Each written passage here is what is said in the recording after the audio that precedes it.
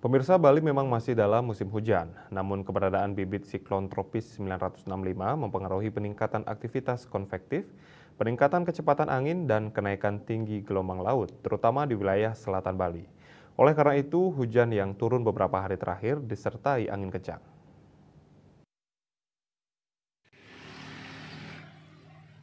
Pada 9 Februari 2025 pukul 14 WITA, kecepatan angin maksimum yang tercatat di stasiun meteorologi Ngurah Rai sebesar 38 knot atau 70 km per jam. Sementara itu, tinggi gelombang laut di perairan selatan Bali berkisar antara 1 sampai 3,5 meter.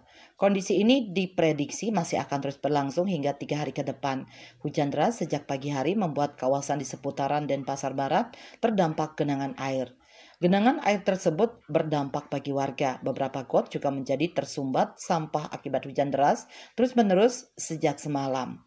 BMKG Bali melalui laman situsnya @bmkgbali melansir himbauan kepada masyarakat agar berhati-hati apabila beraktivitas di luar ruangan atau saat bepergian menggunakan kendaraan untuk menghindari kejadian pohon tumbang, tiang listrik yang roboh, dan lain-lain. Para nelayan harap mewaspadai angin kencang mencapai 25 knot dan tinggi gelombang laut mencapai 3,5 meter di perairan selatan Bali. Para wisatawan yang ingin bepergian ke pantai di perairan selatan Bali diharapkan tidak bermain ombak hingga ke tengah pantai.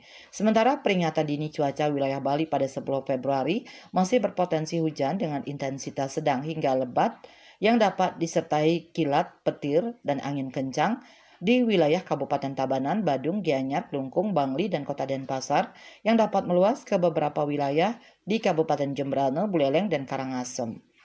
Eni Bali TV.